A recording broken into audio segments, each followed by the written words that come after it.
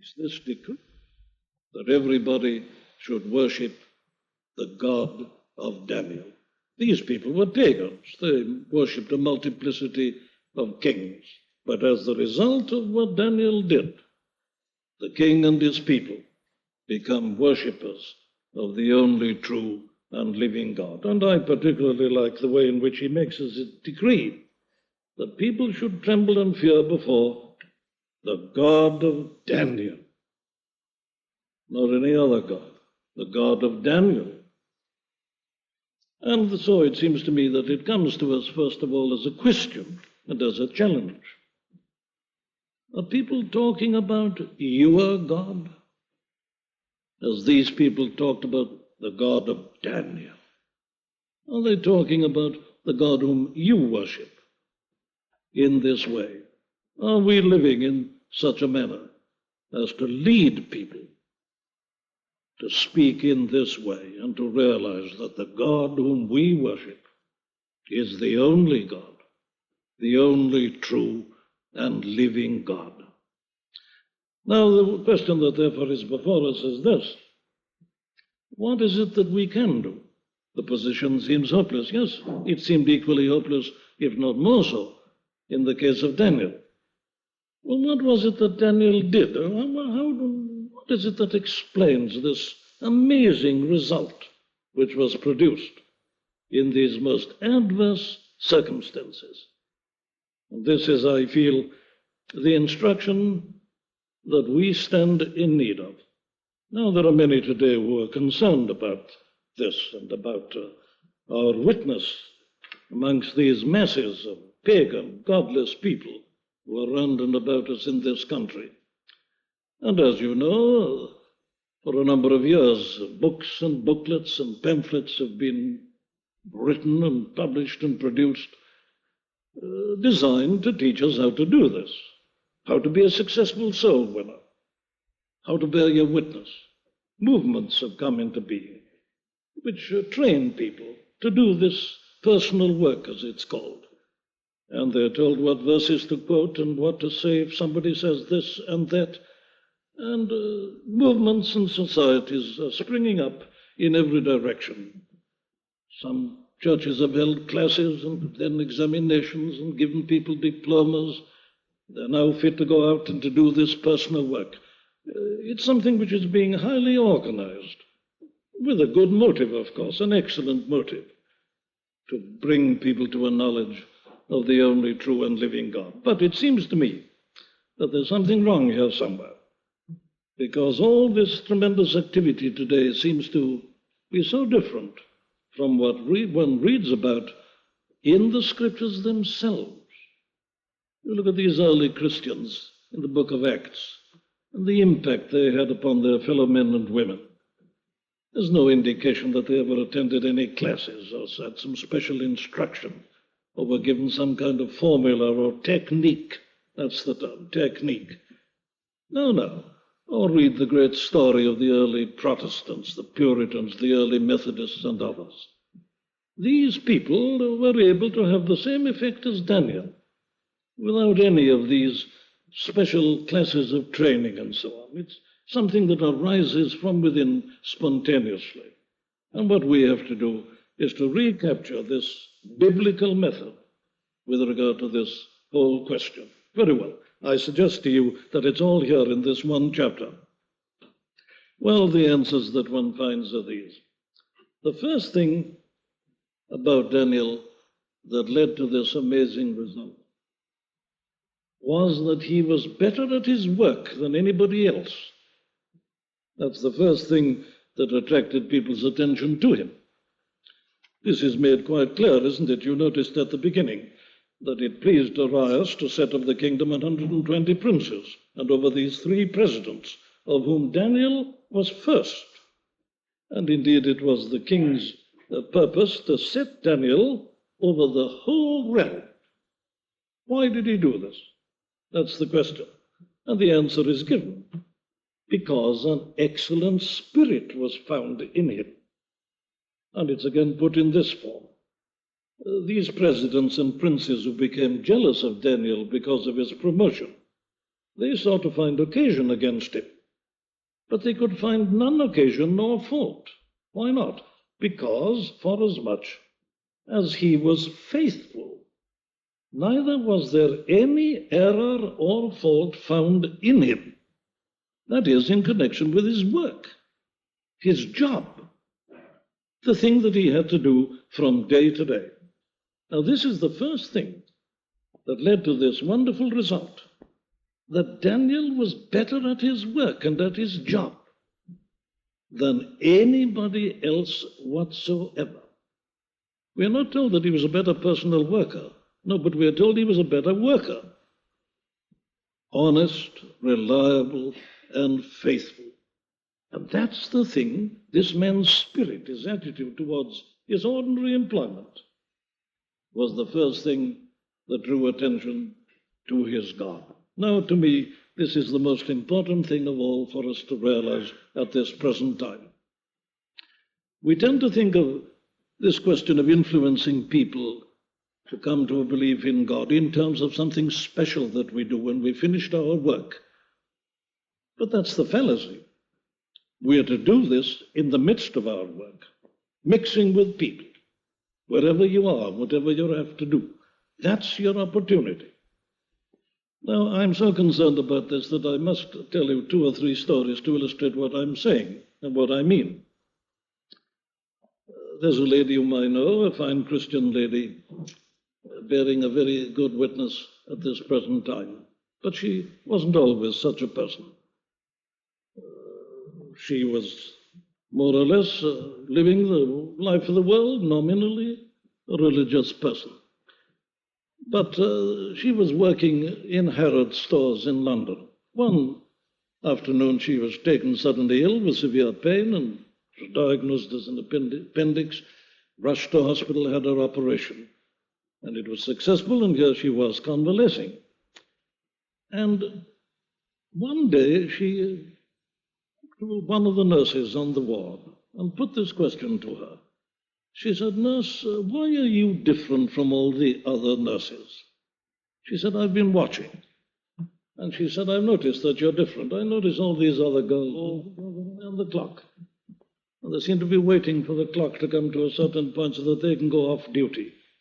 They don't seem to be very interested in us and in their work. They're interested in their pleasure. This is just a means to pay for the pleasure. But you," she said, "are different. Why are you different?" "Well," said the nurse, "I don't know that I am different." "Oh, yes," she said the patient, "you are different." "Why is it?" "Well, I don't know," said the nurse. "But if you press me, I suppose it is because I'm a Christian." "Oh, no," said the patient, "it isn't that, because I'm a Christian." "Well," said the nurse, "what sort of a Christian are you?" "Well," she said, "I'm a Roman Catholic." "Oh, well," said the nurse, "you know, there are Christians and Christians." And so they began to talk.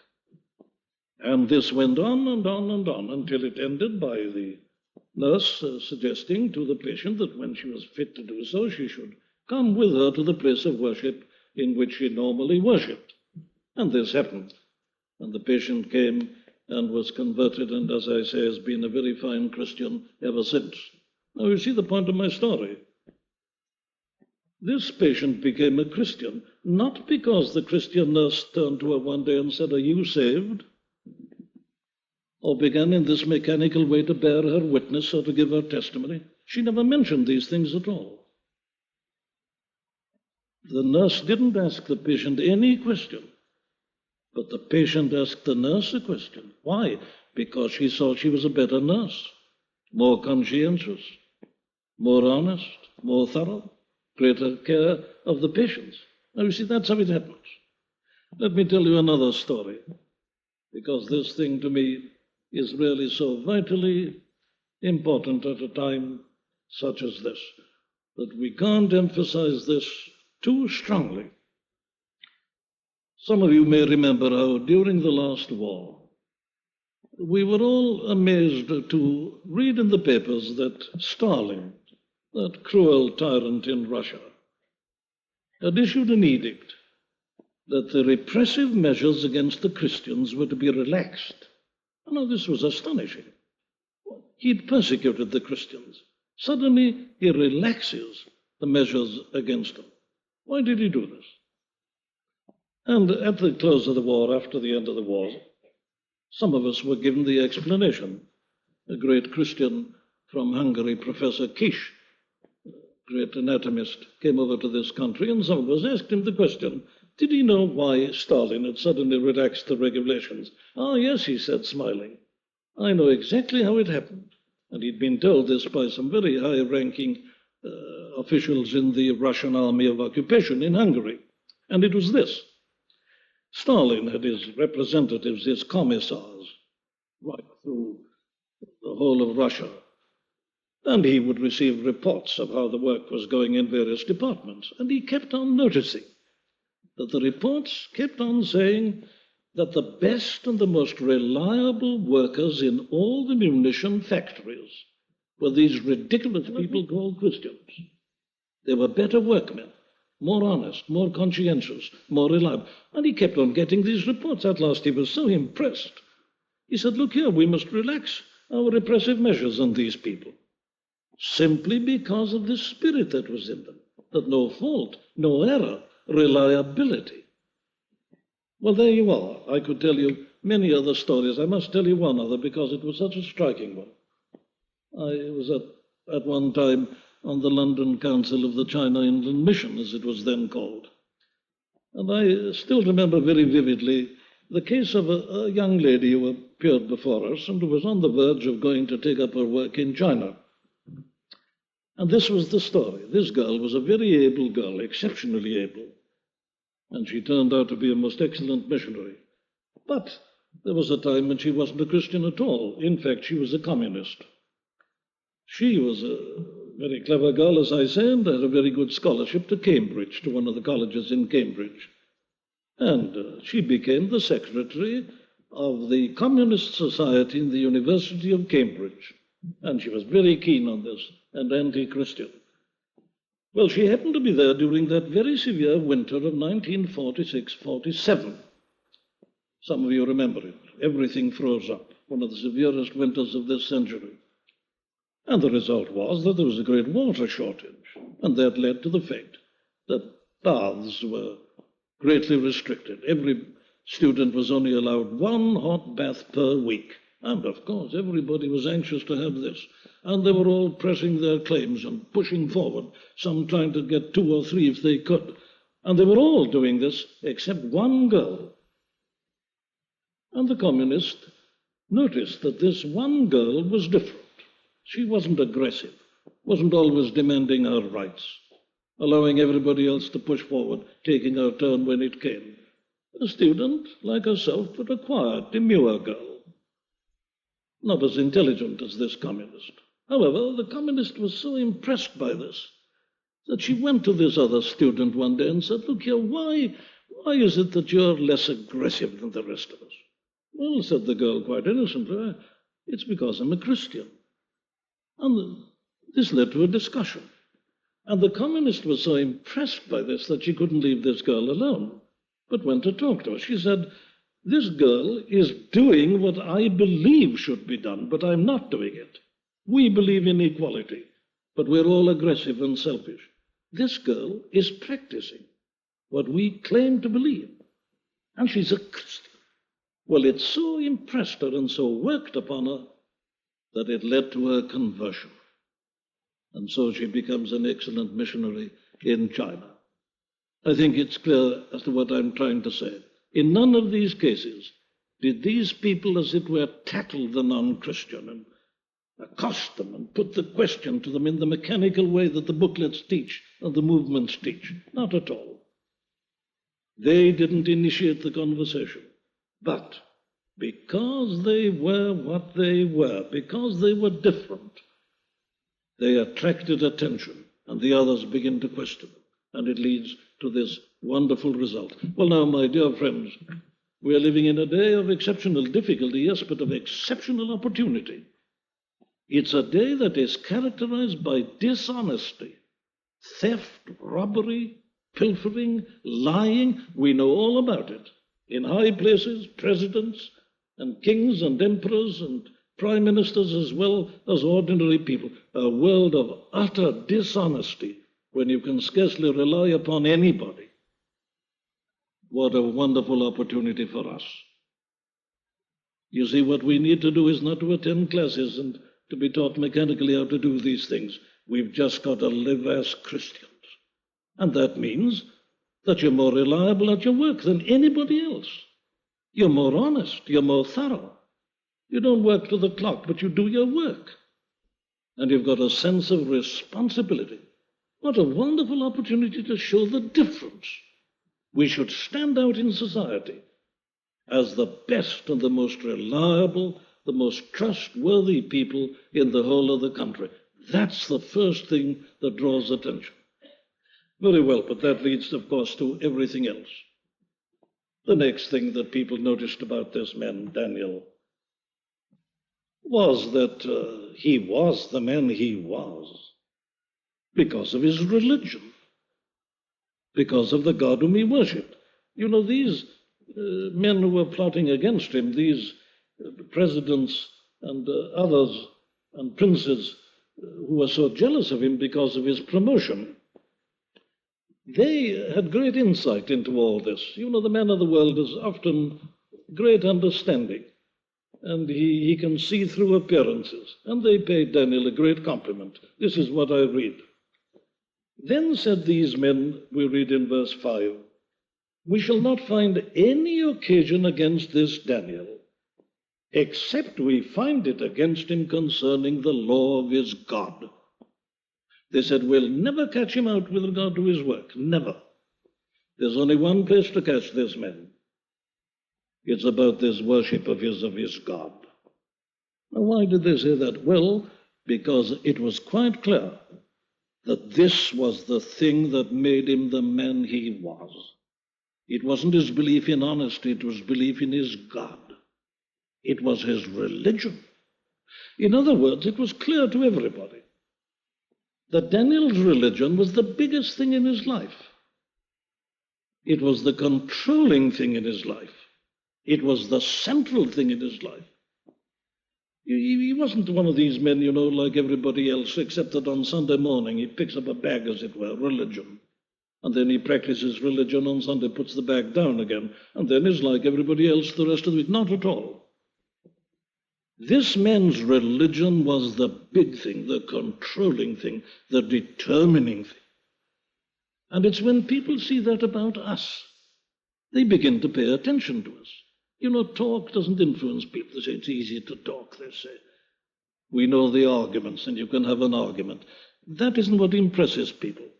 But when they see that this thing is to us the biggest thing, the central thing, not a mere addition or appendix, but the controlling thing in our lives, they say, what is this? What is this that has such an influence upon that person? Very well. Then that must be worked out, mustn't it? You see, it was quite clear that Daniel had a very definite religion. It wasn't something vague, something indefinite. It was a very specific thing. It was obvious that Daniel knew this God whom he worshipped, and he knew what he believed about him. And this is always a characteristic of God's people. Not some vague belief in love or in friendship or brotherhood, no. But a very specific religion. He could define it, and it had its limits. Theirs hadn't. They didn't know. They believed in this multiplicity of gods, and they didn't know much about any one of them. It was all uncertain and nebulous, but not so. Daniel knew exactly what he believed. And if you read the long history of the church, you'll always find the people who have influenced others to come to a belief in God are the people who know exactly what they believe. It's invariable. Because, you see, if you start talking to people and they put questions to you and you say, well, I don't know, but I was brought up to do this, and or I've always done it, and so on, and you can't explain it, you can't give reasons, they won't be impressed. They say, well, they don't know what they believe. It's some kind of superstition they've got. But if you're clear and definite and certain, they'll begin to pay attention to you. Well, now, this was obvious about Daniel. as it was obvious about the first Protestants, as it was obvious, as I say, of the first Methodists and all others in the great days of all the denominations that we know in this country. Specificity, clearness. But not only that, Daniel not only knew exactly what he believed, he wouldn't compromise concerning it. It was so definite that he wouldn't dare to compromise. Now, I've no doubt that this came to him as a great temptation. You remember the plot that was concocted by these presidents and princes. They said, we must catch these men. And so the plot was this. They said, let's go to the king and get him to make a decree. And let him say in the decree that for 30 days, nobody is to pray to any god or person except to the king himself. And that's what they did. And the king signed the decree, and it was an absolute decree, according to the rules, the laws of the Medes and the Persians. And I've no doubt at all that when Daniel first heard of this, it came as a temptation, as a snare, as a trap. And I'm sure it came in this form. Now here I'm asked not to worship my God in public, or that it be known that I'm doing so, for 30 days. Well, after all, 30 days is only 30 days. I've got a very high position. I'm second to the king himself. Am I to throw away all this influence and all the possibilities just for 30 days? What's 30 days? Of course, I can still go on worshipping inwardly, but I'm just prohibited to do it openly, only for 30 days. Am I to throw away all the position and the influence and the possibility just for 30 days? No. Common sense dictates, obviously. I'll just conform for 30 days. I'm not abandoning my religion, but for 30 days, I'll make this accommodation. Not so, Daniel. Not so, Daniel. The Christian is not influenced by worldly wisdom. He knows what he believes, and he holds to it come what may. Appearances may say, worldly wisdom may say, but look here, you're throwing away great opportunities. You've become an isolationist, and you're minimizing the possibilities of your own influence in the future. It's only a slight compromise, this, just for 30 days. No, says Daniel. If I stop bowing to God for 30 days, I'm denying him, though it's the king who's commanding this. And I believe that this comes as a call to us. There are people who are suggesting various accommodations and concessions and compromises to us, and it's all put in a good way. It's to further the work ultimately, but it involves a denial at some point, and we mustn't do it. Daniel never compromised. Indeed, we must go further. Daniel was so certain of what he believed, and so believed it, that rather than compromise or deny it, he was prepared to suffer, and if necessary, even death. You see, the decree was that he was to be thrown into the lions in the den if he broke the decree. And he was decided and determined to break it. He must go on worshipping God. Well, that means the lions, and that means certain death. But Daniel doesn't flinch. Daniel would sooner die than deny his God, even in a detail. It's an absolute belief and an absolute allegiance. Whatever suffering may come, loss of post, loss of office, loss of money, doesn't matter. Even loss of life. Rather than deny his God, Daniel is prepared even to suffer death. Now, these are the things that are here. And they're not only here. As I say, there are many other examples of this in the Old Testament and in the New. Endless examples of this throughout running history. You know, you can read them, read the history of the church, and I think we should, my friends, more and more, in order that we may see how we are to conduct ourselves at a time such as this. Do you know there was a time in this country when for a man to stand out as a Christian and to hold to his belief might mean he'd be turned out of his farm, turned out of his hamlet.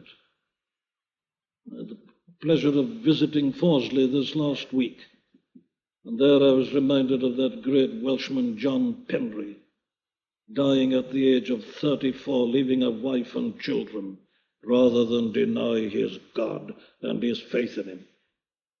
That's the stuff that makes Christians, my friends. Not some superficial excitement, not some worldly methods, but standing on your principles, even though it involves death itself. These are the men who have influenced others and changed the whole face of society. This is what our great forefathers did. They knew their God to such an extent that it didn't matter what the cost was. It was nothing. Their allegiance to him stood supreme. But then notice also Daniel's amazing confidence in his God. He not only stands, but he's so confident in the way in which he stands. It wasn't a fearful stand. It was a confident one, an assured one. And this comes out in a very interesting and, to me, in a very thrilling manner in this particular story. When Daniel hears about this decree, he doesn't become excited or flustered or panicky. He remains quite calm and quite cool. He'd always been like this. You know, one of the extraordinary details in this story, I always feel, is this, that this king was already persuaded that there was something unusual about the God of this Daniel. He, even before Daniel had been rescued from the mouths of the lions, the king spake and said unto Daniel, Thy God whom thou servest continually, he will deliver thee. Daniel's character was such, even before this dramatic incident, that the king was troubled, you see, when he heard about this plot and saw what it was going to lead to. And he said, you know, I'm sure, said the king, your God is going to deliver you, says this pagan king. It's because he'd what he'd observed in Daniel. And nothing was so striking, as I say, than this absolute confidence of Daniel. Let me show it to you. I read in verse 10, Now when Daniel knew that the writing was signed, he went into his house, and his windows being open in his chamber toward Jerusalem, he kneeled upon his knees 3 times a day and prayed and gave thanks before his God as he did aforetime. Now that's the thing, as he did aforetime. What's it mean? It means this. It had been his custom to pray like this 3 times a day. He'd always done this with absolute regularity. Now then, the crisis suddenly arrives. He's going to be thrown into the den with the lions. The possibility of being torn limb from limb and certain death. What does Daniel do? Well, he goes to his room and he prays 3 times a day as he had always done. Well, you say, what's the significance of that? Well, the significance I can put like this. You know what would be read about most of us if we'd been in this position? I'm afraid it would be this, that when we heard this, we went to our chambers, and the windows being opened toward Jerusalem, we kneeled upon our knees and prayed 30 times a day, or perhaps 300 times a day, in panic and in alarm and in terror. Not so, Daniel. Because of this new crisis, he doesn't pray more than he prayed before. He prays 3 times a day. Why? Well, he knows God. There's no need to be excited. There's no need to be panicky. There's no need to spend the whole of your time in crying in panic to God 3 times a day, as he did aforetime. That's faith, my friends. This man knew his God. And so he's not excited. He's not panicky. He's not full of a sense of frustration. He's not alarmed. 3 times a day, as he did aforetime. And then notice this other thing. He kneeled upon his knees 3 times a day and prayed and gave thanks unto God. Give thanks. What poor Christians we are. Do you thank God in times of trouble? Do you thank God in the midst of tribulations? Do you thank God when you seem to be face to face with imminent death? That's what Daniel did. He thanked God. And this is the test. It's all very well to thank God when everything's going well. The test of our profession is, do we thank God when everything is against us?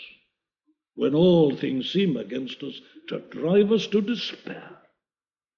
That's the test. Do we thank God then? The Apostle Paul teaches the same thing, in the 4th chapter of his epistle to the Philippians.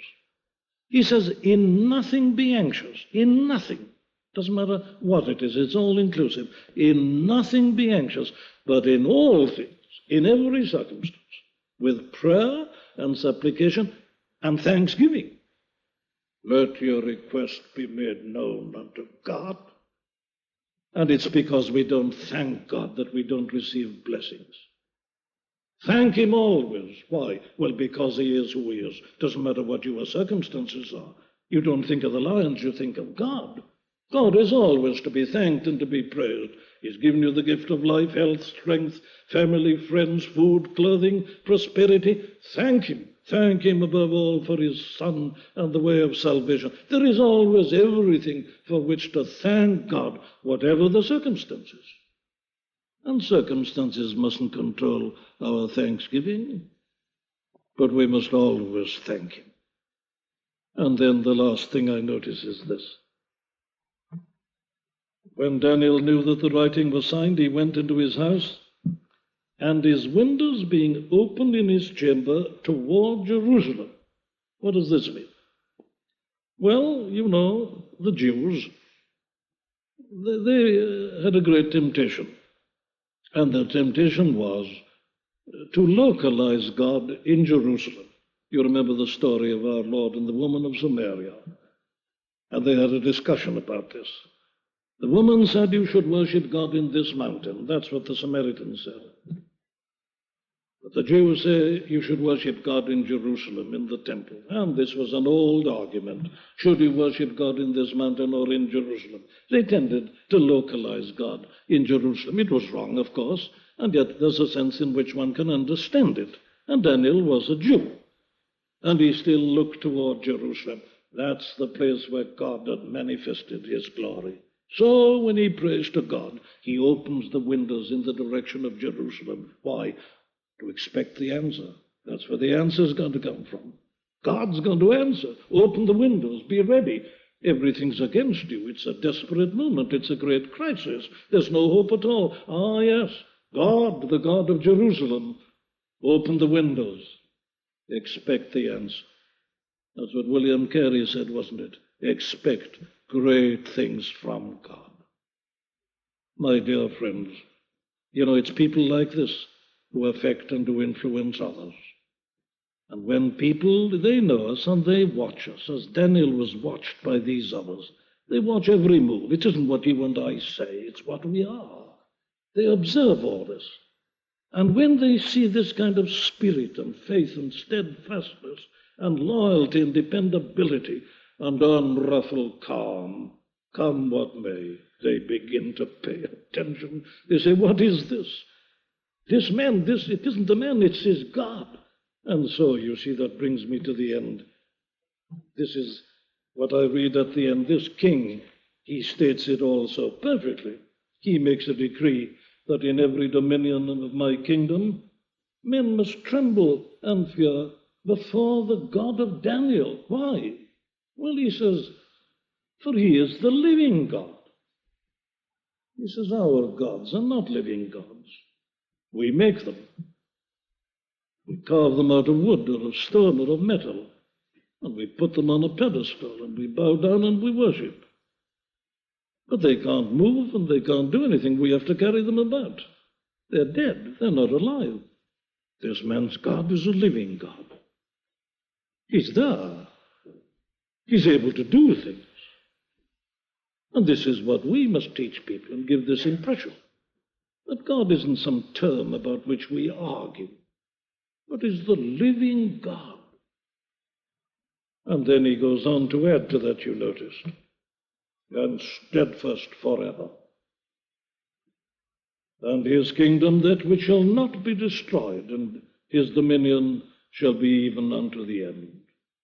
The living God, the true God, the everlasting God, from eternity to eternity. And we must remind ourselves of this. We are so obsessed by the 1970s, and the papers and others in the church are talking about this time, this atomic age. My dear friends, it's a complete irrelevance.